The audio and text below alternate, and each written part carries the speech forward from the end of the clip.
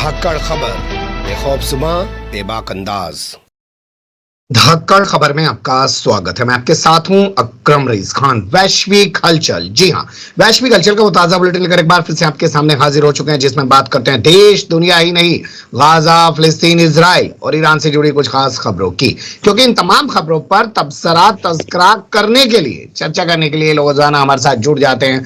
कृष्णकांत जी यानी के जी, जो भारतीय वायुसेना के रिटायर्ड ऑफिसर हैं और जियो पॉलिटिक्स पर वाकई में अपनी पैनी और गहरी नजर रखते हैं। और जब से हमने बुलेटिन शुरू किया, तब से आप लोगों के सामने अगर एक दिन भी ये बुलेटिन ना आए तो आप लोग फोन खड़खड़ाने लग जाते हैं, मैसेज करने लग जाते हैं। इससे पता चलता है कि हम लोग कुछ सही दिशा में काम कर रहे हैं। वरना मीडिया की तो पूरी आज भीड़ है, जहां पर बड़े बड़े ग्राफिक्स है, म्यूजिक है, सब कुछ है। बहुत शुक्रिया सर वक्त देने के लिए। थैंक यू मिस्टर अकरम। जो आज मैंने लंबा कर दिया, कुछ गलत तो नहीं बोला?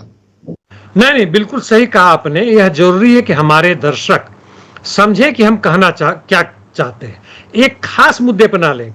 जैसे किसी ने धर्म पे कुछ बातें हुई, मैंने कहा तो उस मुद्दे को लिया। पूरे मिलाकर देखें कि हम लोग जो बात कर रहे हैं वो धर्म, जाति, क्षेत्रवाद, रंग भेद, लिंग भेद से परे बातें कर रहे हैं। और एक नए समाज में जहां जरूरत है कि हम सही विचारों को आगे बढ़ाएं, बोलने की स्वतंत्रता हो, प्रेस की फ्रीडम हो, उसकी हम बात कर रहे हैं। इस तरह से चीजों को समझें। जी और शुक्रिया। अब शुरुआत करते हैं बुलेटिन की। और बांग्लादेश से पहली खबर है। सीएनएन की अब रिपोर्ट से भारत को टेंशन होने लगी है, क्योंकि सीएनएन कह रहा है कि बांग्लादेश में जो बाढ़ आई है उसके लिए भारत जिम्मेदार है। सीएनएन का जो आधार बनता है, कहीं से भी उन्होंने ना कैलकुलेशन किया है, ना भारतीय विदेशी प्रवक्ता ने जो कहा था बांग्लादेश के लोग जो हंगामा कर रहे हैं कि भारत के कारण हुआ है, उसकी आधार की भी बात नहीं की कि कितना पानी जा रहा है। यह एक डैम नहीं है, बिल्कुल एक बांध है। उस सब की कोई बात नहीं की। वहीं से फेनी नामक कोई गांव है जो कि 30-40 किलोमीटर दूर है, वहां के लोगों ने कहा है कि भारत की बदमाशी है, और इसके आधार पर सीएनएन ने यह कह दिया। तो सीएनएन जो है, वहां जो आग लगी है बांग्लादेश में, वहां कोई क्रांति नहीं हुआ है। जो आग लगी है और प्रो अमेरिकन एक रिजीम आ चुका है जो भारत के खिलाफ है। पाकिस्तान के साथ उसके संबंध अच्छे हो रहे हैं और पूरे दक्षिण एशिया में उसका प्रवेश का इरादा है। और वहां पे उसकी कोशिश अपने मीडिया के द्वारा, सोशल मीडिया के द्वारा, उसके विदेश मंत्री भी यहाँ के प्रधानमंत्री को शाबाशी दे चुके हैं, प्रशंसा कर चुके हैं, वगैरह वगैरह हो रहा है।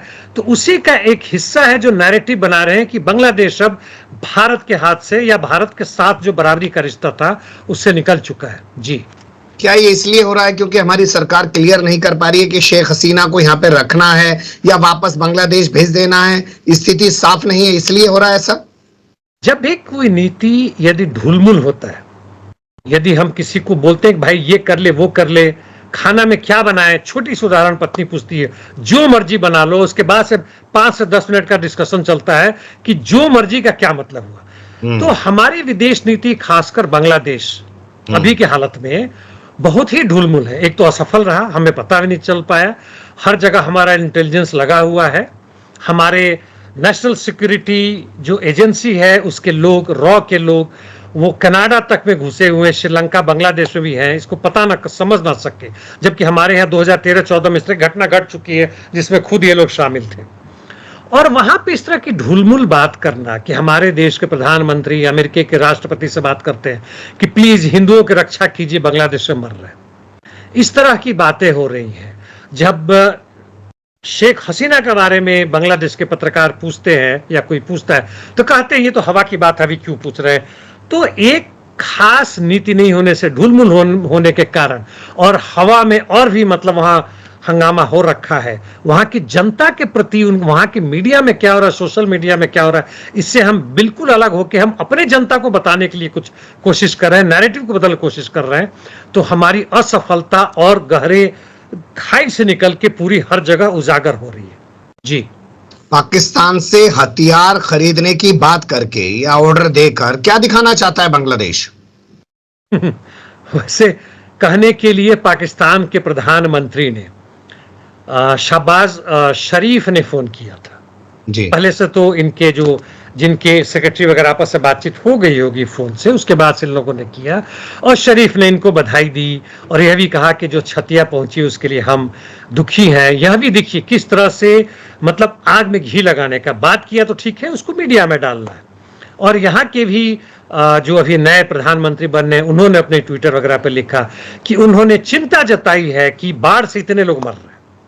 ये नहीं कहा कि भारत ने कहा वो कर दिया, लेकिन बाढ़ को फिर से उसमें फूंक लगाई। जो मसला धीमे धीमे अब शांत हो रहा है, अमेरिका के CNN, यहाँ के प्रधानमंत्री पाकिस्तान के, और यहाँ पे पाकिस्तान का प्रधानमंत्री और वहाँ की जो भी वहाँ की डिफेंस मिनिस्ट्री है, जो डिफेंस सेक्टर है, उन्होंने कुछ अस्त्र शस्त्र भेजे ही हैं। यूक्रेन में भेजे थे छुपा के, और दूसरे जगहों में भी जा रहा है, और यहाँ भी बांग्लादेश को भेज रहे हैं। तो आप इस चीज को समझें, और हमारी विदेश मंत्रालय अच्छी तरह इस चीज को समझ रही होगी कि किस तरह से अमेरिका भारत में ही नहीं, हमारे पश्चिम में, हमारे पूर्व में, हमारे दक्षिण यानी श्रीलंका में, यहां तक कि मालदीव में भी 2-4 दिन पहले वहां के जो मुइजू जो राष्ट्रपति कहते हैं कि उनकी सत्ता पलटने की कोशिश हुई थी, हर जगह ये लोग फैल रहे आ रहे हैं। और चूंकि अमेरिका की विदेश नीति में नजर आ रहा है कि उनकी जो नीति थी यूरोपियन यूनियन से रूस में प्रवेश करने की, वो असफल हो रहा है, अफ्रीका में असफल हो रहा है, साउथ अमेरिकन कंट्रीज में पूरी तरह से सफल नहीं हो रहा है, तो दक्षिण एशिया बड़ा ही अभी रॉड उनको लग रहा है, क्यों नहीं यहाँ घुसा जाए। यहाँ बहुत संपदा है, बहुत लोग है, बहुत बड़ा मार्केट है। जी बिल्कुल सही है। और यहाँ चाइना भी है, चाइना को यहीं घेर कर रोका जा सकता है, ये भी एक वजह हो सकती है। अब अन्य खबरों का रुख करते हैं, और इसमें जो पहला अपडेट है वो है जुमे की नमाज, यानी जिसकी वजह से हम लोग भी अपनी दुकान बंद रखते हैं। असम विधानसभा में बवाल हो गया, स्पीकर प्रस्ताव लेके आया और मुख्यमंत्री ने कहा साहब आपने तो कमाल कर दिया, कृतार्थ कर दिया, अंग्रेजों के दौर के काले कानून से निजात दिलवा दी।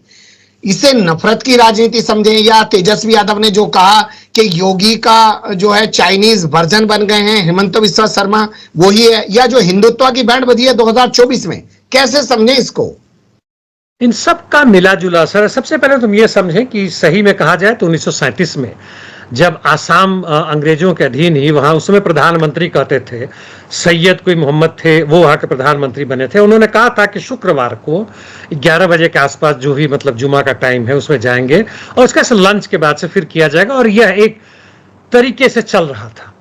उसी समय की कानून है, अंग्रेजों के समय के armed forces special power act और सिडेशन लॉ, गुंडा एक्ट और वगैरह वगैरह है, जिसको नया नया नाम देके 144 धारा जो था वगैरह वगैरह था, 420 धारा संख्या बदल के उसी चीज को और आप गहरा करके उसको लाया है। अंग्रेजों के समय के बने हुए RSS, विश्व हिंदू परिषद, और यहां तक कि कांग्रेस, क्या उनको हमें रखना चाहिए? क्या उसे उठाकर नहीं फेंक देना चाहिए? तो जहां एक तरफ बहुत सा है अंग्रेजों के समय के, ना कहिए कि भारत के स्वतंत्र होने के पहले, जब वहां एक तरह से राजतंत्र था, अंग्रेजों की सत्ता थी, फ्यूडलिज्म था, उसके बाद से कैपिटलिज्म की ये स्थिति आई, और 1992 के बाद से बढ़ता बढ़ता षड्यंत्र रूप आया, और भाजपा आया, फिर कांग्रेस आया, फिर इस बार भाजपा जो आया फांसीवाद का रूप आ चुका है। यह पूरा का पूरा एकदम षड्यंत्र हो चुका। हम पूरे में देखें, शुरू में ही जो आपने मुझसे पूछा था, टिप्पणी की थी कि एक बात का एक छोटा सा टांग लेके ना करे, हाथी की पूंछ छू के हाथी को समझने की कोशिश ना करे।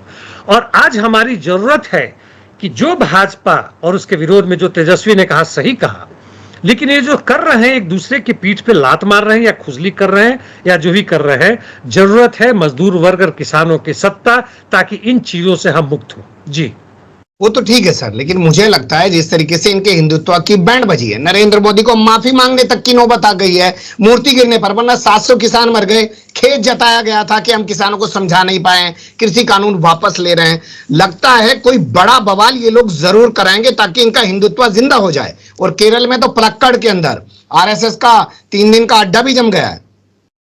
नहीं, आप जो कह रहे हैं उसमें बिल्कुल सही नजर आ रहा है। 2024 के चुनाव में तो जैसे तैसे ये लोग सरकार लेके आ गए, इस बीच में और भी कोई खास उठापटक नहीं हुआ, छोटी मोटी घटनाएं होती रही हैं, लेकिन इन्हें साफ लग रहा है कि ये जैसे 2014 में भी आए थे तो 32-33 से 34% से आए थे, आज भी 36 के आसपास मंडरा रहे हैं, कोई बढ़ा नहीं है।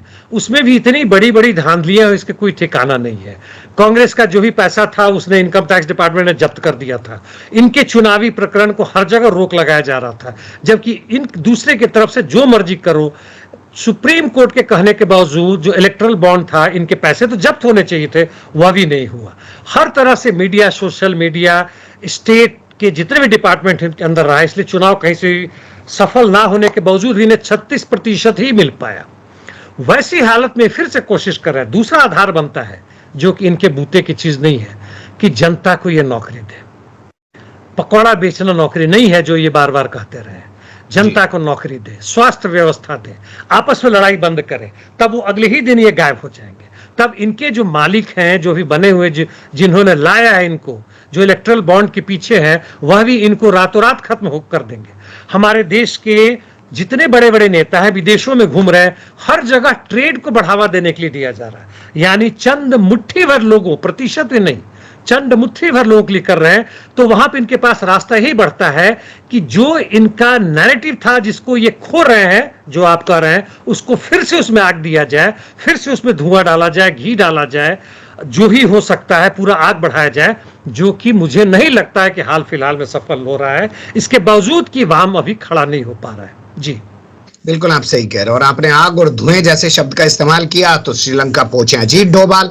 तो भैया कुछ धुआं उठ रहा है, दिख रहा है, तख्ता पलट हो चुका है, बांग्लादेश में सरकार बदल चुकी है, नेपाल में संबंध यहाँ अच्छे पाकिस्तान से तनातनी है। ये क्या वहां नए चुनाव होने वाले हैं, उससे पहले हमारी सरकार कुछ एक्टिव हुई है या एम ही चलो वे घूम आते हैं?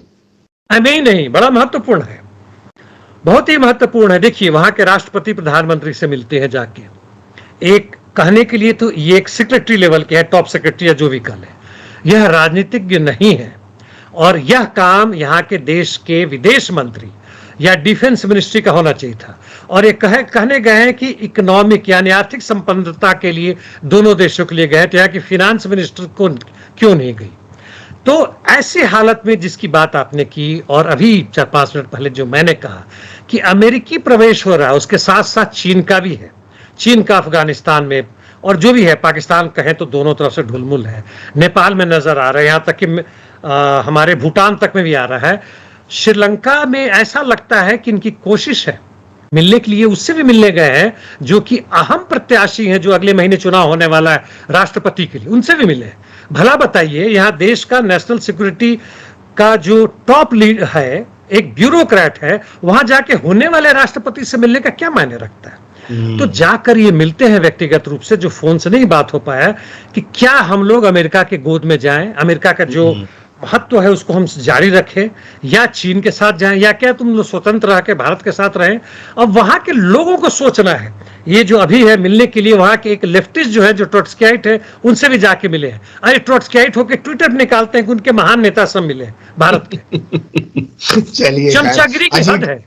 अजीत डोभाल महान नेता तो ही, पूरी सरकार आज उन्हीं के दम पे चल रही है। खैर, आपने बात की अमेरिका की कि अमेरिका अपना प्रभुत्व बढ़ाता जा रहा है, तो एससीओ की जो मीटिंग होने वाली है पाकिस्तान में, उसमें मोदी जाएंगे कि नहीं जाएंगे, इसीलिए अभी तक क्लियर नहीं किया जा रहा है, क्योंकि अमेरिका का दबाव तो आएगा इसको लेके। अब देखिए, जहां तक इसकी बात है, एससीओ जो है सो एक तरह से पॉलिटिक्स तो हर जगह है, लेकिन कंपैरेटिवली अपॉलिटिकल है। मतलब गैर राजनीतिक संस्था है, बेसिकली इकोनॉमी के लिए है, जिसमें रशिया, चीन बहुत महत्वपूर्ण उसका देश है, भारत भी है, पाकिस्तान भी है, और इसका जो चेयरमैन होता है ना, ऐसे वह एक रोटेशन में होता है। जब भी भारत में हुआ, इन्होंने पाकिस्तान के लोगों को बुलाया तो उसके फॉरेन मिनिस्टर तक आए हैं यहाँ पे, बिना इसके कि भेदभाव किए कि भारत के साथ क्या संबंध है। तो इसमें पॉलिटिक्स घुसाना एक मतलब अपनी विदेश नीति को कमजोर करना और कुछ नहीं है, खासकर वैसे समय में जबकि भारत की विदेश नीति अपने पड़ोसी देशों के साथ बड़ा अच्छा नहीं रहा है, और ऐसा लग रहा है भी हाल फिलहाल में कि भारत कोशिश कर रहा है कि कुछ सुधरे। तो ऐसी हालत में जाना चाहिए, राष्ट्रपति प्रधानमंत्री भले ही ना जाए, विदेश मंत्री को जाना चाहिए। जी, सुल्तान का बुलावा आया है और शहंशाह को जाना है, मतलब मैं राहुल गांधी की भाषा में बात कर रहा हूं, यानी कि नरेंद्र मोदी को जाना है ब्रुनेई, साथ में सिंगापुर भी जाएंगे। आप कैसे देखते हैं इस दौरे को, क्योंकि ऐतिहासिक बताया जा रहा है कि आज तक कोई प्रधानमंत्री गया ही नहीं है? देखिए, इस तरह की इतिहास की बात की, मीडिया को कहा गया है कि भाई जो भी कुछ हो ढूंढो और ऐतिहासिक बनाओ। अब मान लीजिए पहले कोई गया रहा था 40 वर्ष पहले, तो 40 वर्षों के बाद से पहले प्रधानमंत्री, और जो एंकर वो चिल्ला चिल्ला के यूं बोलेगा जैसे उसका सीधा स्वर्ग के लिए बर्थ रिजर्वेशन हो गया। मतलब इतना खुश होता है, गदगद होता है अनाउंस करने में, लगता है कि खुद का ही कुछ हो गया, जबकि कुछ होने वाला नहीं है। और दोनों जगह जो जा रहे हैं, ब्रुनेई और सिंगापुर के साथ हमारा पिछले वर्ष जो था $35 बिलियन का ट्रेड था। सो हम अंदाजा लगा सकते, ये छोटे छोटे देश जो हैं वह फिनांस कैपिटल के हब सेंटर है, इंडस्ट्रियल कैपिटल के नहीं। पूंजी कहीं और से आता है, इनके थ्रू आता है, जैसे मॉरिशस है या पनामा लीक्स में पनामा हमें पता चला, हमें पता नहीं था कि पनामा भी ऐसा देश है जहां से इस तरह से होता है। स्वीडन स्विट्जरलैंड तो ही है जहां से हमारे आते हैं। ये वही हालत ब्रुनेई की है। लेकिन साथ साथ यह भी इंपॉर्टेंट देखें कि ब्रुनेई चीन के साउथ सी में यानी दक्षिणी समुद्र में, जिससे फिलीपींस के लेकर तनातनी बनी रहती है, और ताइवान भी उसमें को आता है, जिसके कारण अमेरिका से भी तनातनी बनी रहती है। ब्रुनेई भी उसका एक हिस्सा है। और भारत बहुत खुश हो रहा है कि चीन के खिलाफ अमेरिका का वो मुख्य प्रतिनिधि बन रहा है। यहां पे यूक्रेन युद्ध में कितना भी भाग के जाए कुछ नहीं, वो प्रतिनिधि नहीं बन रहे, लेकिन यहां पे बन रहा है। और चीन को घेरने में, हालांकि चीन के साथ ट्रेड हमारा इतना जबरदस्त है कि चीन ना कर दे और यहां के शेयर मार्केट से ये पैसे निकालना शुरू कर दे तो धड़ाम हो जाएगा यहां पे। तो यह बहुत सारे कारण हैं जिसमें हमारे देश के प्रधानमंत्री और अपने ट्रेड लीडर्स के साथ भी जा रहे हैं और वहां के ट्रेड लीडर से मिलेंगे। ट्रेड ये बनिया लीडर्स कब से हो गए पता नहीं जी। चलिए, वहां लोग तो मिल ही जाएंगे ना मोदी मोदी करने के लिए, पता नहीं भाड़े पे लाए जाते हैं या उनको दिखाया जाता है कि भैया चलो इस वजह से तुम्हारी एक तस्वीर तो खींची जाएगी, इसके अलावा तुम्हारी अपनी कोई औकात नहीं है, इतना ही बढ़िया है तो यहीं आके वापिस बच जाओ। अमेरिका में रहने वाले कुछ लोग इस तरीके की बातें कहते हैं खुलेआम। खैर, अब बात करते हैं कुर्स्क को लेकर। बताया जा रहा है कि उसको बचाने के लिए रशिया के पास फौज कम पड़ रही है, बुर्किना फासो से अपनी सेना वापिस लानी पड़ रही है उसको, इतनी बुरी हालत हो गई है। कुर्स्क में स्थिति अभी नॉर्मलाइज हो गया 2 हफ्ते की लड़ाई के बाद से। शुरू में जो यूक्रेनियन फोर्सेस जो अंदर घुसी थी और जो भी उनका एम रहा, जब भी कुछ मिलिट्री कैंपेन होता है तो उसका एक लक्ष्य होता है कि क्या करना है। इनका लक्ष्य था कि रूस के ऊपर दबाव डाले, लक्ष्य था कि पूर्वी रूस यानी और दिवका बाखमुत एरिया से भी हमारे सुनने वाले वाकिफ हो तो, और उसमें बड़ी तेजी से बढ़ रहे हैं और हर रोज जो है सो करीब 4-5 किलोमीटर अंदर घुस रहे हैं, कहीं 2 किलोमीटर, कहीं 500 मीटर ही, और लंबे एरिया में यानी 20-25 किलोमीटर में अंदर घुस रहे हैं। और जहां तक यूक्रेन का डिफेंस लाइन है वो एक तरह से निस्तानाबूद हो चुका है, लेकिन दोनों में सफल नहीं हुआ।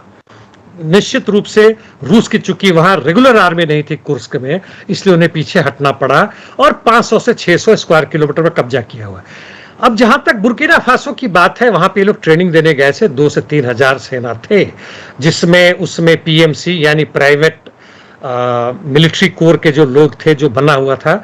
रशिया वाले पार्ट तो रूस ने अपनी सेना में मिला लिया, उसको प्रिगोजिन के मरने के बाद से, जो हवाई जहाज में ऊपर मारे गए थे, उसके बाद से इन्होंने मिला लिया है। तो वहां से जो ये लोग गए हुए कहने के लिए भाड़े के हैं, जैसे भी हैं, 2 से 3 हजार थे। 1000 के आसपास लोगों ने कहा कि नहीं भाई हम यहाँ क्यों लड़ रहे हैं, वो कुर्स्क के भी उस एरिया के भी, हम अपने देश में जाकर लड़ना चाहते हैं, तो भाई आ जाओ। और वो आ रहे थे। 1000 से कोई बैलेंस ना कोई बढ़ने वाला है ना कोई खराब होने वाला है, लेकिन पश्चिमी मीडिया दिखा रहा है कि रूस की हालत खराब है और बर्बाद हो रहा है जी। लेकिन हालत तो खराब है सर। बेलगोरेड में यूक्रेन ने हमला किया, महिला समेत 5 लोग मर गए, 7 गंभीर रूप से घायल हैं। बेलगोरद में जहां तक बात है, निश्चित रूप से केवल बेलगोरद ही नहीं, उसके इर्द गिर्द जितने भी हैं कुर्स्क के और डीपर एरिया में जाएं, रूस के दूसरे जगह में हैं। और जब से यूक्रेन के पास लॉन्ग रेंज के मिसाइल आ गए हैं, MLRS हो या दूसरे तरह को हो, वह अंधाधुंध चला रहे हैं। जहां भी थोड़ा सा अमेरिकी सैटेलाइट है, नेटो के सैटेलाइट उन देते वहां चलाते हैं, और सिविलियन इंफ्रास्ट्रक्चर पे, घर पे उनके UAV जाके वहां पे मार रहे हैं। और रूस के काफी इसमें सैनिक नहीं बल्कि सिविलियंस हताहत हुए। दूसरी तरफ यूक्रेन में भी होते हैं, होटल वगैरह पे इन्होंने मारा है, जहां पे कि अमेरिका, फ्रांस, जापान ये सब आके, जो उसके सैनिक आके या उसके ट्रेनिंग देने वाले आते हैं, यहाँ तक कि पत्रकार भी आते हैं, और रूस अटैक करते थे। दोनों तरफ से क्रॉस फायरिंग होता है। ये युद्ध का, अमेरिका कहता है, कोलैटरल डैमेज है, लेकिन इसको रोकने में रूस अभी तक सक्षम नहीं हो पाया जी। F-16 अगर क्रैश हो गया, फाइटर जेट है, हो भी जाएगा, तो एयर चीफ की क्लास लगा दोगे? इसका मतलब गब्बर सिंह बन गया, कालिया की तरह ठिकाने लगा रहा है जेलेंस्की सबको यूक्रेन में। जेलेंस्की यूक्रेन के संविधान के हिसाब से वहां के राष्ट्रपति नहीं है, वह खुलेआम रूप से अमेरिकी पिट्ठूहर बिठाए गए, चूंकि उनका कार्यकाल खत्म हो चुका है। और वहां की जो पार्लियामेंट थी, वह अपने स्पीकर को या नंबर 2 को वहां के कार्यकारी राष्ट्रपति बनाते, जो इन लोगों ने नहीं माना। वहां के पार्लियामेंट विपक्ष को इन्होंने भंग ही कर दिया, बिल्कुल पूर्ण तानाशाह जेलेंस्की बन चुके हैं। जहां तक इसकी बात है, एयरफोर्स के चीफ ऑफ स्टाफ की बात है, जनरल ही कहलाते हैं वो अभी। तो F-16 मारा गया तो उनमें उनका सीधा हाथ नहीं है उस समय, जबकि कुछ दिन पहले अभी कुर्स के बदला के रूप में जब रूस ने 100 से अधिक मिसाइल दागे, 100 से अधिक ड्रोन्स छोड़े जहां था, उसमें जो काफी मिली, यानी जो एक दूसरे में हंगामा हुआ था, पता नहीं चल रहा था कहां पे क्या हुआ था, उसमें F-16 भी एयरबॉर्न किया गया था। वह F-16 हो सकता है कि यूक्रेन के खुद के सरफेस टू एयर मिसाइल से मारा गया, और जिसके कारण यानी कोऑर्डिनेशन सही नहीं हो पाया आपस में एक दूसरे का। याद हुआ होगा कि भारत में हुआ था, और यहाँ के एक उसके जहाज को शुरुआती दौर में हमारी मिसाइल चल गई थी हमारी जहाज के ऊपर, जी, हेलीकॉप्टर को मार के गिराया था और कई लोग मारे गए थे। तो उसमें एक तो क्योटिक सिचुएशन है, डर है, यहाँ पर हंगामा हो गया कि पाकिस्तान ने मार दिया, आक्रमण कर दिया, वहां हंगामा हो गया कि रूसी वो सब कुछ हो रहा है, और इसमें इन्होंने जल्दी में शूट किया और F-16 को ही ले ठोका। ऐसा लगता है, संभावना दूसरी हो कि टेक्निकल मिस्टेक हो सकता है, अमेरिका ये मानने को तैयार हो गया जानबूझ के भाई टेक्निकल गड़बड़ी हो गई, इससे हो गया, लेकिन पायलट क्यों मर गया?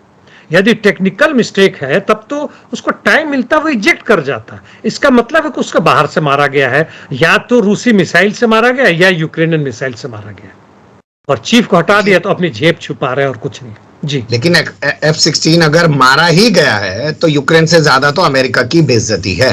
खैर, एक नया कदम और उठाया इन्होंने ईरान के किसी बड़े अधिकारी के खिलाफ FIR दर्ज करा दी है, क्योंकि वो ट्रेनिंग दे रहे हैं रूस की फौज को। तो रूस की फौज अब ऐसी हो गई है कि उसको ईरान के लोग ट्रेनिंग देंगे। कहते हैं ये मेजर जनरल हैं जो ईरानी है, मेजर जनरल मतलब बड़े हैं IRGC के। तो रूस यूक्रेन के जो वहाँ मिलिट्री इंटेलिजेंस वगैरह है, कहते हैं कि 2022 में जब माइकोलेव यानी दक्षिण पूर्वी हिस्से में जब लड़ाई चल रही थी, तो इन लोगों का पैक्ट हुआ था।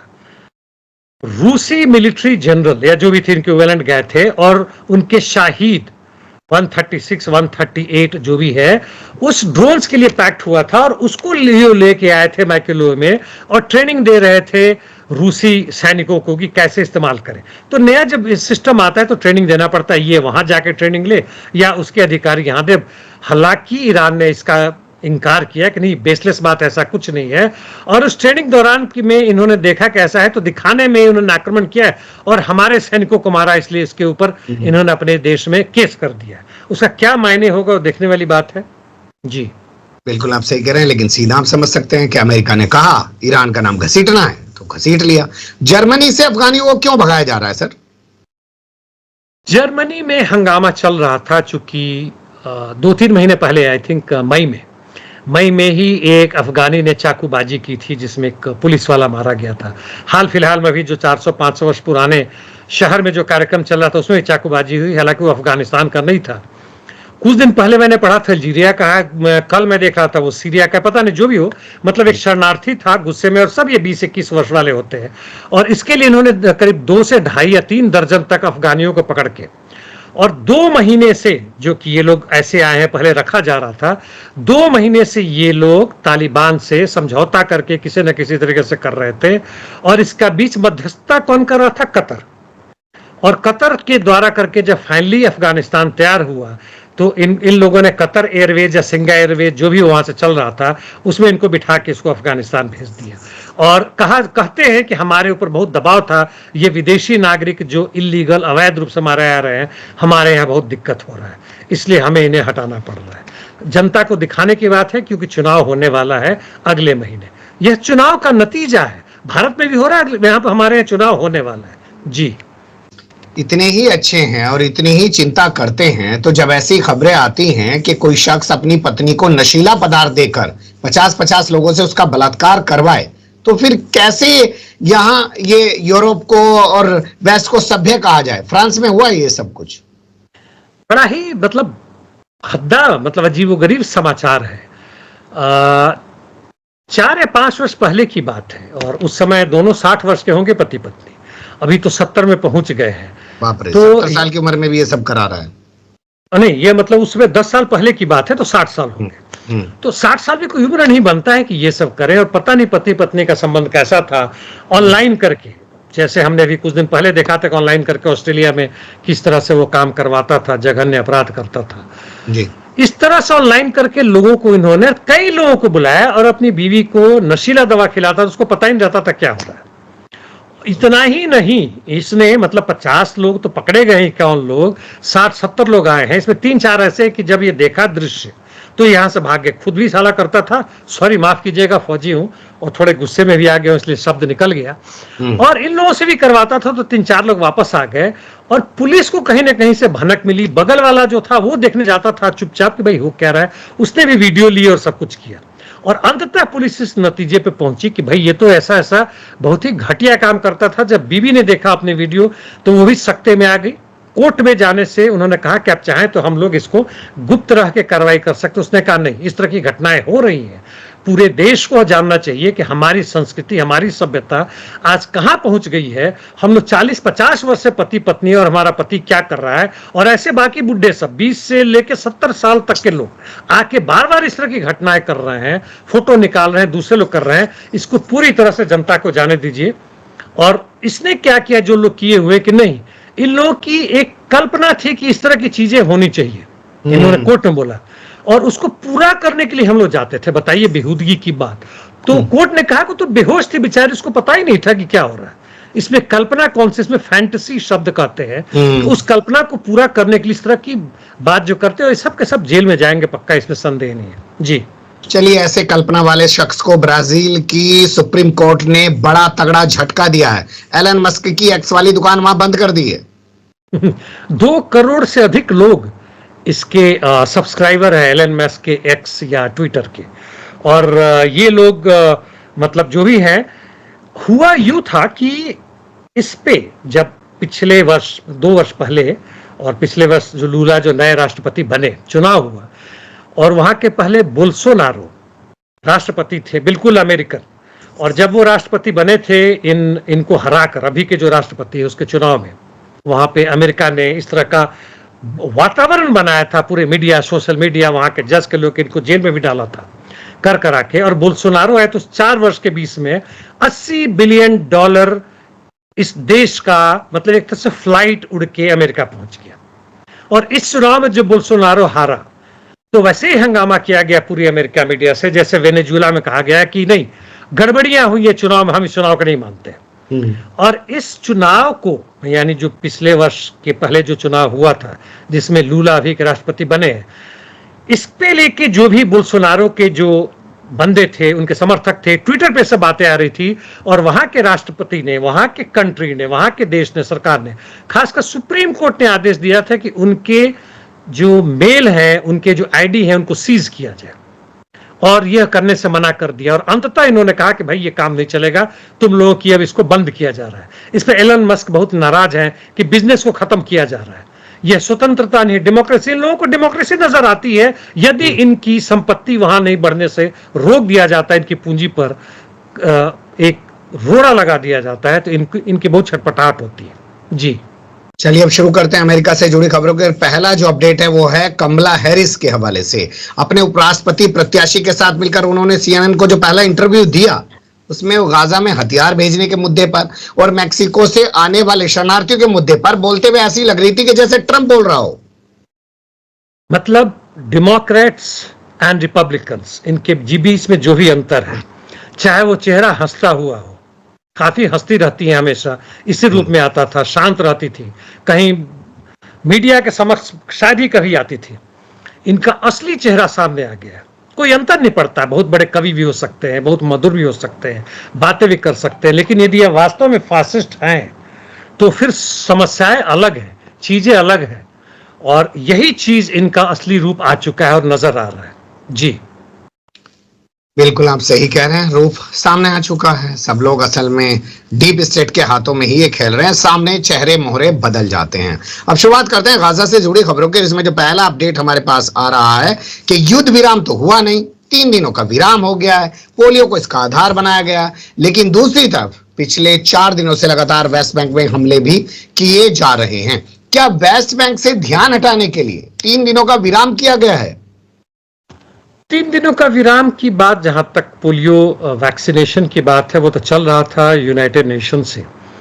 लेकिन अभी इजराइल में स्थिति यह है कि अभी भी करीब 2 महीना पहले भी वहां के डिफेंस मिनिस्ट्री से बात आई थी कि अर्जेंटली जरूरत है 10,000 और सैनिकों की, क्योंकि सैनिक हमेशा लगातार नहीं लड़ सकते, 3 दिन 5 दिन 7 दिन डिपेंडिंग क्या सिचुएशन है, फिर बदलना पड़ता है जिसको रोटेशन कहते हैं, या रीग्रुपिंग भी कर सकते हैं, इस सब करने के लिए, ताकि वो अपने कपड़े बदल सके, नहा धो सके, थोड़ा आराम कर सके, फिर लड़ने के लिए वापस से। और इस स्थिति के लिए 10,000 से काम नहीं चलेगा, खासकर वैसी स्थिति में जहां ये गाजा में घुसे हुए, जहां भी घुसे हुए हैं, हमास इनको चैन से सोने नहीं दे रही है, बारी बारी करके मार भी रहे हैं इनको, 700 से अधिक मारे गए हैं, 2,000 से अधिक बुरी तरह घायल हैं, ट्रॉमा में कितने हैं वो पता नहीं, 4-5 हजार भी हो सकते हैं। वैसी हालत में 3 दिन जो पोलियो ड्रॉप के मान गए हैं चुपचाप, उसका मतलब यही बनता है कि ये अपने सैनिकों को 3 दिन के लिए आराम देना चाहते हैं। जहां तक सदर्न पार्ट की बात है, खान यूनिस की बात है, वहां से अपने पूरे सैनिकों को इन्होंने हटा लिया। कहते हैं 20-21 दिन से लड़ाई हो रही थी कि जो हमारा मिशन था पूरा हो गया। वैसे ही जैसे पहले याद होगा कि नॉर्थ उत्तरी गाजा से हटा लिया था, तो चूंकि इनके पास एक कमजोरी आ रही है, ठीक है, इनके पास आर्म्स एम्युनिशन बहुत ज्यादा एडवांस है, हजार ने 1,500 पाउंड बॉम्ब है, लॉन्ग रेंज के वो मतलब मिसाइल्स है, रॉकेट्स हैं, पूरा आयरन डोम है, वगैरह वगैरह है, लेकिन इसके बावजूद इनके सैनिक लड़ना नहीं चाहते हैं। और यही कारण है कि इजरायली फोर्सेस ने 3 दिन की यह बात चुपचाप मान ली है। जी बिल्कुल आप सही कह रहे हैं। 20 फौजियों के हवाले से तो खबर यह आ रही है कि उन्होंने जंग में जाने से इनकार कर दिया, उनको बर्खास्त किया जाएगा। लेकिन इससे भी बड़ी खबर मुझे लगता है नफ्ताली बेनेट, जो पूर्व प्रधानमंत्री है, उनके हवाले से आई है। उन्होंने कहा कि इजरायली अब देश छोड़ के भागना चाहते हैं, प्लान करने को विवश हैं। बेनेट पहले थे, ज्यादा दिन तक चल नहीं पाए, उतने घोर दक्षिणपंथी नहीं थे, हालांकि लेफ्ट तो कहीं से नहीं थे, सेंट्रिस्ट कह सकते हैं, जो कि वहीं के लेफ्ट वालों के साथ मिलकर उन्होंने अपनी सरकार बनाई थी, लेकिन ज्यादा दिन टिके नहीं।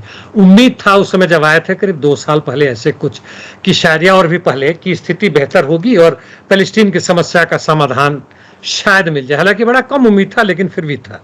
तो उन्होंने जो कहा वो बड़ा सही बात कहा है। उन्होंने 2 बातें कही, एक तो वो जो कि ऑलरेडी इजराइल के जो सेटलर्स जो बाहर गए हुए थे घूमने फिरने, वो वापस नहीं आना चाहते हैं। दूसरे जो अभी भी यहाँ पे हैं, उसके मतलब जो बाहर भागना चाहते हैं, 200% से अधिक लोग बाहर भागना चाहते हैं या भाग चुके हैं। नए सेटलर्स जो आना चाहते थे वो बंद हो चुके हैं। तो ये बड़ा सही बात कह रहे हैं आप। और दूसरे जहां तक कहते हैं कि केवल 20 ही नहीं, बहुत सारे ऐसे सैनिक जो कि छुट्टियां पर रोटेशन के लिए गए हुए थे, वो वापस नहीं आ रहे हैं। और इजराइल के आर्म्ड फोर्सेस के टॉप ने साफ कहा है कि भाई तुम नहीं आओगे तो तुम्हें जेल भेजा जाएगा, क्योंकि तुम्हारी ड्यूटी बनती है। देश खतरे में है, जहां तक तुम्हारी धर्म की बात है वो खतरे में है, वो सब चले आ रहे हैं फिलिस्तीन वाले, और तुम कहते हो कि हम आराम करेंगे, युद्ध में नहीं जाएंगे। युद्ध में जाओ, नहीं तो हम तुम्हें जेल में डालेंगे।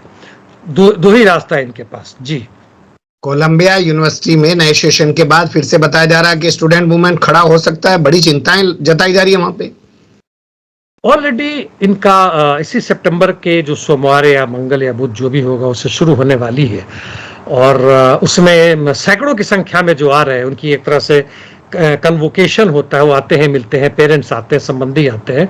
उस यूनिवर्सिटी की मतलब एक इज्जत है। और उस यूनिवर्सिटी में जो आ रहे हैं ऑलरेडी अपना वो सामने लगा के आ रहे हैं, फ्री पैलेस्टीन ला के आ रहे हैं। और साथ साथ उनका ये मांग है कि इस यूनिवर्सिटी के पैसे जो कि करोड़ों नहीं अरबों डॉलर में है, उसको वैसे इंडस्ट्रीज में ना लगाया जाए जहां से कि मुनाफे से वॉर इंडस्ट्रीज को फायदा होता है, और वो इजराइल में जा रहा है। इसके लिए वो खिलाफ कर रहे हैं, जो कि यहाँ की यूनिवर्सिटी और वहां की सरकार मानने को तैयार नहीं है। और ये ऑलरेडी अपना आंदोलन बड़ा करने की कोशिश कर रहे हैं। नए वाले में भी उतना ज्यादा नहीं, लेकिन जो पुराने हैं, जो कि अभी भी वहां पे हैं, और लगता है कि इसकी पूरी संभावना है, यदि कोलंबिया यूनिवर्सिटी में भड़कता है तो पूरे अमेरिका में फिर से वो अच्छे दिन आ जाएंगे, जहां पूरे छात्र ही नहीं, युवा ही नहीं, पूरे मजदूर और किसान भी पूरे अमेरिकी सड़कों पे आ जाएंगे अपने सरकार के खिलाफ। जी क्या इसी आहट की वजह से ब्रिटेन के अंदर अभी से मानवाधिकार कार्यकर्ता सारा बिन किंसन को हिरासत में ले लिया गया है? उन्होंने कुछ ट्विटर पे डाला था, फेसबुक पे डाला था, वो प्रो पैलेस्टीन है, वो युद्ध के खिलाफ है, यूक्रेन में भी युद्ध बंदी चाहती हैं, और जो भी आर्म्स ऑपरेशंस जियोनिस्ट रिजिम के खिलाफ जा रहा है उसका विरोध कर रहे हैं। और इसके कारण उनके पकड़ने के लिए 12 सिपाही गए, तो रेड हो गया। और जरा सोचिए, लेबर पार्टी की सरकार है और वहां के जितने बाकी लोग हैं, विदेशों में देशों में काफी हंगामा हुआ, तो यहाँ के जो भी जिस मजिस्ट्रेट के पास गया तुरंत इसको इनको बेल थमा दिया, बेल दे दिया। और अब यहाँ की जो पढ़े लिखे लोग हैं, जो लेफ्टिस्ट हैं, वो खुलेआम कह रहे हैं कि भारत में, सॉरी भारत की तरह, भारत का नाम निकल गया जी, वहां भी इंग्लैंड में फासिस्ट रिजीम आ गई है। 1984 एक जॉर्ज ऑरवेल की नॉवेल है, यदि मौका मिले तो पढ़ना चाहिए, हिंदी में भी है, बड़ा बढ़िया नॉवेल है। उसमें दिखाया गया कि किस तरह से सरकार जो है सो जनता के मन को भी बिल्कुल बदल के बिल्कुल अपने कंट्रोल में कर लेती है। और इसको बड़ा बढ़िया से दिखाया गया और कह रहे हैं कि 1984 की हमारे यहाँ पुनरावृत्ति हो रही है, फासिस्ट सरकार हो रही है, बोलने का अधिकार वगैरह सब खत्म किया जा रहा है और कोई अंतर नहीं पड़ता कि पहले वाले सुनाक हो, ऋषि सुनाक हो या बोरिस जॉनसन हो या अभी के हाल फिलहाल में आपके टर्नर या जो भी है वो हो। जी चलिए, एक तरफ आईडीएफ के फौजी जंग पे नहीं जा रहे हैं, वो अपने सैनिकों को हटा रहे हैं। दूसरी तरफ खबर ये आ रही है कि हमास के सेकंड इन कमांड जो है मिस्टर खालिद मशाल, जो किसी जमाने में प्रथम एक की पोजीशन पे हुआ करते थे इस्माइल हानिया के आने से पहले, उन्होंने कहा कि आत्मघाती हमले फिर से शुरू करेंगे। यह बात एक चूंकि ऐसा हुआ, वेस्ट बैंक में हुआ, वेस्ट बैंक पे बड़ी ही दरिंदगी से उतर रहा आईडीएफ, बहुत रोष, बहुत गुस्से देने आने वाला है, फ्रस्ट्रेशन का कारण भी बनता है। लेकिन इसका आधार ये बना कि और इस तरह के हमले तेज करो या बढ़ाओ आत्मघाती, तो पहली बात यह है कि यह जो वार हो रहा है, जो भी हो, गुरिल्ला वारफेयर का रूप लो, जैसे भी लो, उसको यह कमजोर बनाता है। कुछ लोग जाएंगे, ऐसा करेंगे, धूम धड़ाका होगा, कुछ हो सकता मारे जाए, बड़े लोग भी मारे जाए, लेकिन उससे आपकी विजय नहीं होती है। तालिबानी यदि लड़ते थे तो इसके कारण नहीं जीते कि उन्होंने आत्मघाती हमले किया, उनमें उन्होंने जनता को लाया। हमास कितनी बड़ी प्रतिरोध का कारण यह नहीं कि आत्मघाती हमले किए, उसमें हजारों लोग आके शामिल हुए और लड़ने को तैयार हुए, ट्रेनिंग लिए और उन्होंने बलिदान किया। इसलिए आत्मघाती जहां तक हमले की बात है उसके पूरा विरोध करना चाहिए। नंबर 2, ऐसे लोग जो आते हैं इनकी संख्या में यदि इजाफा होता है तो उस समाज के लिए कोई बहुत बड़ा अच्छा सोच नहीं बन पा रहा है। जी, ये डर दहशत पैदा करने के लिए दिया गया बयान भी तो हो सकता है ना सर? नहीं, बयान तो ठीक है, दहशत पैदा करता है, लेकिन कुछ लोगों में जोश आएगा, युवाओं में, वो भी तैयार होंगे जिनके साथी संगी अपने लोग मारे गए हैं। गुस्सा तो आएगा किसी को, जब हमें गुस्सा आता है तो वहां जो देख रहा है इस दरिंदगी को, से तो जरूर रहेगा। लेकिन इसके बजाय तुम उस प्रतिरोध में शामिल हो, चाहे वो शस्त्र के साथ हो या बिना शस्त्र के साथ हो, उसमें शामिल हो जिसमें अमेरिकी साम्राज्यवाद और जैनोवाद को हराया जा सके। जी, बिल्कुल सही कहा, क्योंकि जो लंबी सोचते हैं वो झटके में बहुत कुछ हासिल करना कभी नहीं चाहते हैं। और आप तो देख ही रहे हैं, हमास की भी जद्दोजहद जो है 88 के दशक से चली रही है और इतना लंबा समय हो गया है और ये न जाने कब तक चलेगी। खैर, कभी तो कोई सुबह ऐसी होगी कि सूरज भी निकलेगा फिलिस्तीन वालों के नाम का कोई नया। बहुत शुक्रिया, आपने बहुत बारीकी से तमाम चीजों पर रोशनी डाली। फिर आपके साथ किसी और मुद्दे पर जुड़ने की कोशिश करेंगे। धन्यवाद। Thank you mister Akram.